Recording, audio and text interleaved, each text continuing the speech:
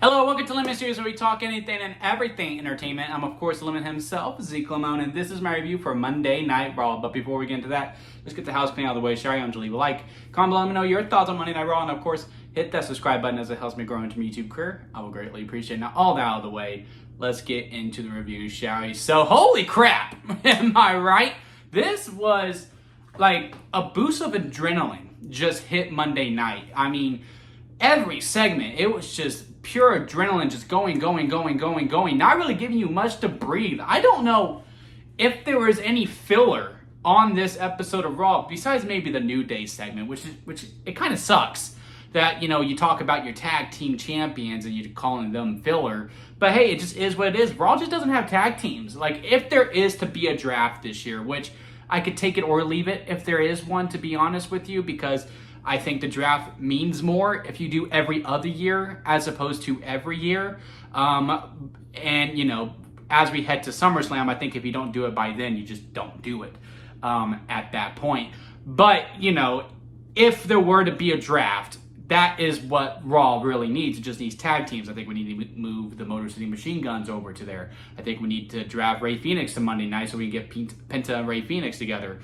After the ending of this, what's left for Jey Uso? I don't know. I would assume we do match 6 with Gunther, but hey, maybe we get the Usos back together and we put them in the Raw division, and therefore the tag division just get a little bit more even until, you know, we build up some other teams. Then the Usos can now then go back to do their own separate ways just to help rebrand it a little bit, if that is a direction that WWE wants to go in and actually take the tag division seriously, which who the hell knows at this point. They always say they do, and on SmackDown they tend to, but yeah, I would say minus the promo with the New Day, every single segment in this show has significance to it. I mean, Nikki Bella coming out, yeah, sure, she had that whole moment where we had Io Sky say, "You paved the way for us," even though I'm pretty sure Io Sky has been wrestling well before Nikki, but I take it as in the sense that, you know, you help make women's wrestling very, very relevant, even though Io has definitely been wrestling longer than Nikki, but Nikki has been on the bigger stage than Io. So within that kind of made sense to me. Honestly, I could just done without it. It just felt like a way just to get Io Sky onto the show, but she's your world champion. I feel like you could do other things besides doing that for your world champion, but hey, it is what it is. But the promo that she actually had with Liv Morgan, that was really good. Seems like that's going to be our feud for Evolution, which I don't mind. I don't mind it at all. She just needs to lose those tag titles, because we just need the tag division to actually mean something. And if, you know, you have not just Liv Morgan, but Raquel also going for singles gold as well, and then, you know, how much value does that title really have if you keep glamoring for more? Like, you know, I hear the argument of, well, if you win one title, wouldn't you want to win another? There's a lot of boxing that has multiple people in boxing that have multiple titles. People in UFC, Conor McGregor, he went for multiple titles. Yeah, sure, but, you know, if you are the champion of the tag division, I feel like you should want to focus on the tag division. Conor McGregor didn't keep both belts. He left it, and he kept with, was it the welterweight, or was that the one that he relinquished? But he focused on one division after that. And then also with boxing too, like, the guys don't really defend every single title. It's just more for aesthetic to a degree. So if we are to do Liv Morgan versus Nikki Bella, which it does look like that we are doing, it was a good segment, it was a good promo. I do think we are treading water lightly with keeping Nikki face. I also just think Nikki Bella is more comfortable as a heel. So maybe we do need to flip the roles a little bit, because Liv Morgan got cheered quite a bit during that promo segment. I'm all for it. We just need to have Liv Morgan drop the tag titles by that point, which, you know, hopefully she does. I think her and Raquel are going to face the Kabuki Warriors. I think it's no coincidence that both Kairi Sane is with Liv Morgan and then Asuka is with Raquel Rodriguez in the Queen of the Ring tournament. So going to keep an eye out for that, and we'll see how it's going through. And then, yes, hopefully the Kabuki Warriors just take them off, and then we can just move on from there. But yeah, the Queen of the Ring was really, really good. The King of the Ring match was also really good. I wasn't fully on board with the Fatal 4-Ways. I believe I said that on my... Actually, I don't think I did a SmackDown review, or was it on Money in the Bank? That I just wasn't a fan of the Fatal 4-Ways. I just think King of the Ring and Queen of the Ring is, you know, a battle of endurance. If you're going to be truly the king of the ring, you should pin every single person in your path. And the fact that you only had to pin one out of 3 people to move on to the semis didn't really sit right with me completely. But with the matchups that we are getting, and the matches that we've had so far, I am easily able to swallow it. As long as the quality is there, and hopefully we can monitor the distractions, because both of these Fatal 4-Ways had the exact same finish. Rhea Ripley was going to win, then here comes Raquel Rodriguez. Braun Breaker was easily about to win, and then here came LA Knight. If we can monitor that a little bit and just keep the quality there, then I won't mind it as much. But, overall, do I prefer it when it's just one-on-ones and, you have to pin one person, then you have to pin another person, then you have to pin another person, then you have to pin another person? Yeah, I do prefer that. But, with the qualities that we had in both, not just the Queen of the Ring tournament and the King of the Ring, I think I'm going to be able to swallow it just fine. Happy that Roxanne moved on. I don't know what I have my finals for, because the fact that in both brackets, in the second round, it's SmackDown versus Raw, and that you're not just saving the final for SmackDown versus Raw. I don't know if this is the case of last year when it became relatively obvious who was going to win one of the tournaments based on the other, because of just how Triple H likes to book, right? It's simple. If Raw gets one, SmackDown gets the other. So, we did it with Money in the Bank, right? A SmackDown star won the women's Money in the Bank ladder match. Therefore, a Raw superstar wins the men's Money in the Bank ladder match. So, when it comes to King and Queen of the Ring, like last year, Nia Jax won the Queen of the Ring. So, therefore, Gunther was going to win King of the Ring, because one was Raw and one was SmackDown. And so now I'm thinking they're going to set up the finals to be all SmackDown and all Raw on one. I was pretty confident that it was Jade and that it was going to be Jade versus Charlotte in the final for the women, because that was the what they set up on SmackDown moving forward. But I do think it's obvious that Cody Rhodes is reigning King of the Ring. I know what we did on here with Sami Zayn winning his matchup. Again, another good match. Really, really happy to see him. I think it makes sense for him to get to the finals as well, for sure, because, it's in Saudi Arabia, and, the people love him there. That's basically home field advantage for him, that if you're not in Toronto, that is his second home, where he's going to get his biggest ovation. People just love him there. But I do think, it's clear that the Night 2 main event of SummerSlam is John Cena versus Cody Rhodes. And why have Cody Rhodes in the tournament when he already pinned John Cena? Oh, because he's going to reign King of the Ring. And we're going to have John Cena do something else that we will talk about here in a little bit. We're going to have John Cena do something else at Night of Champions instead of streamlining that. So we'll have Cody go on a side quest to win the King of the Ring. I do know, since Gunther won the World Heavyweight title, which I was really shocked about, which we need. We really need it. I was a little devastated that Jey Uso lost, but sometimes I want that. Because, I talked about it in my Money in the Bank review, that, it's just very obvious on where the stories are going, which is a good problem to have. WWE is doing what they should do. This person should win this because the story calls for this, so therefore we are going to do that. Yeah, but you do run into the problem of complacency, right? Everyone thought Jey Uso would barely survive, but then Seth Rollins would cash in to win the contract. It also makes sense that Seth Rollins didn't cash in here, because both Bronson Reed and Braun Breaker are in the tournament. Now, Braun Breaker's out. Once Bronson Reed is out, then yes, Seth can bring his attention back to the World Heavyweight title. Because if one of them is to win King of the Ring and they win the World Heavyweight title, then yeah, Seth just has to focus on the WWE title. It makes perfect sense as to why he didn't cash in here.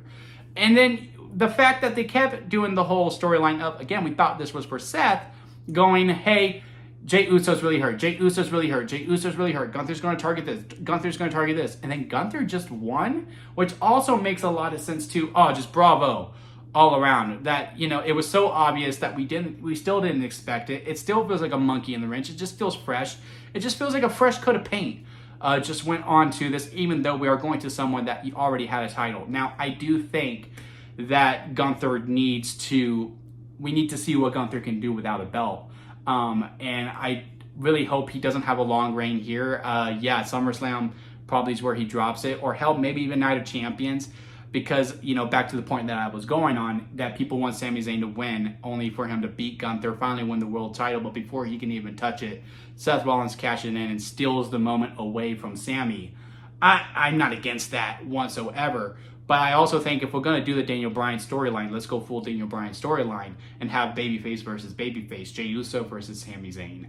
And, you know, Jey, after Sami Zayn does beat Jey, and Jey's like has this respect thing, I'm going to hand him the title before he can even hand Sami the belt, before Sami can even touch that he is world champion. You hear burn it down, and then and then here comes Seth, and he steals it away from him, and then you do that climb. Oh yeah, that would be good too. But again, I just think it's very clear that Cody Rhodes is winning the title. But anyway, back to Gunther.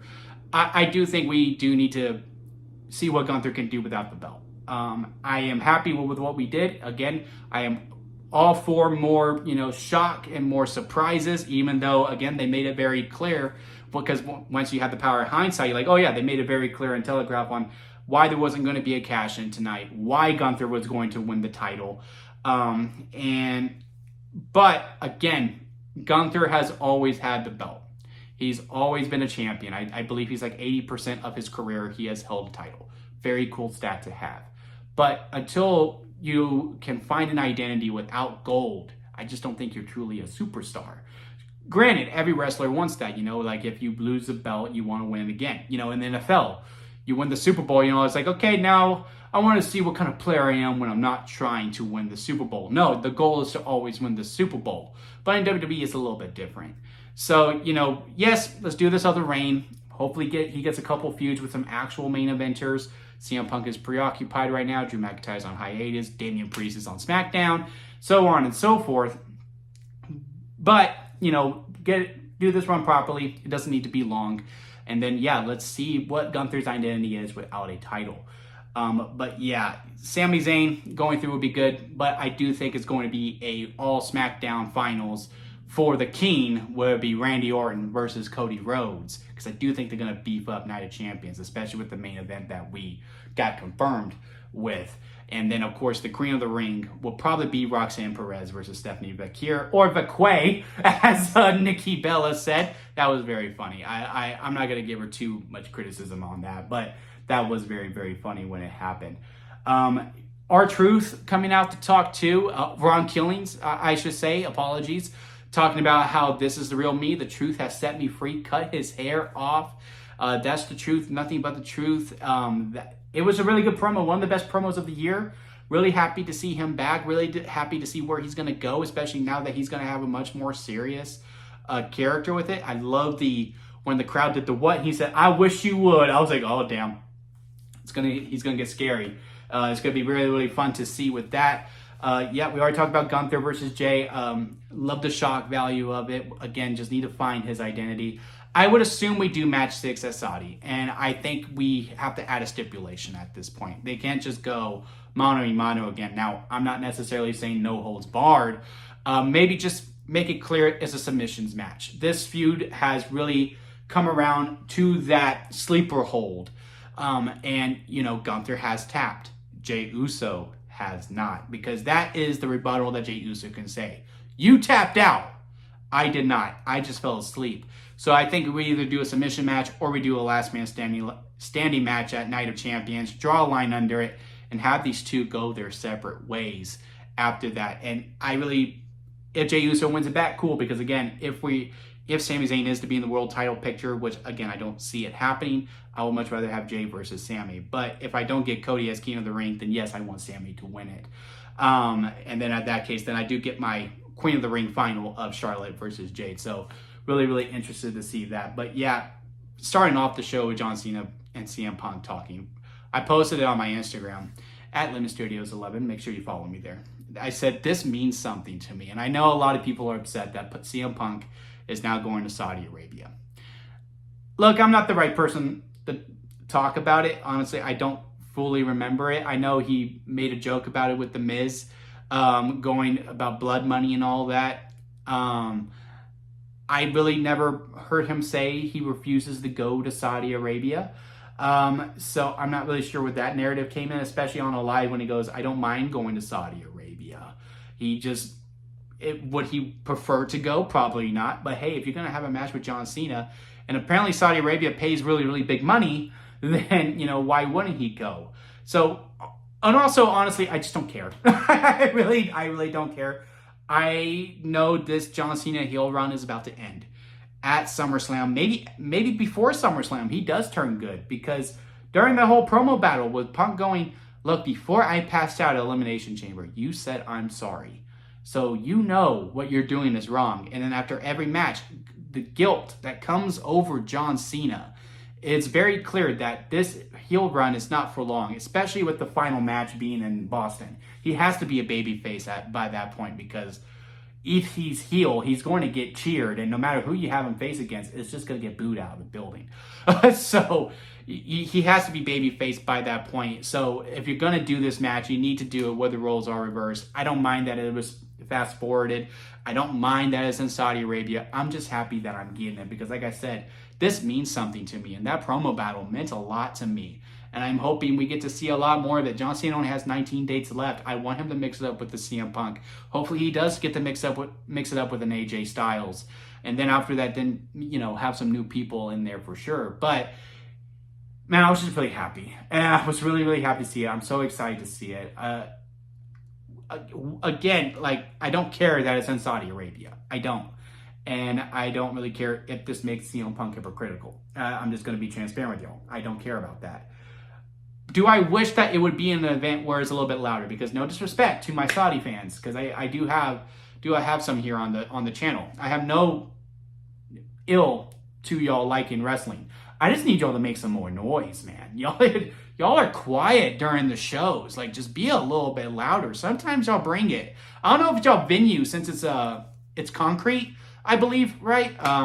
At the Kingdom of Saudi Arabia, I think that arena is made out of pure concrete. So I don't know if that makes the noise a little more muffled. But man, it's just so quiet there sometimes. So yes, do I prefer if it would have been in a louder place like a Chicago or Atlanta or New York? Sure, absolutely.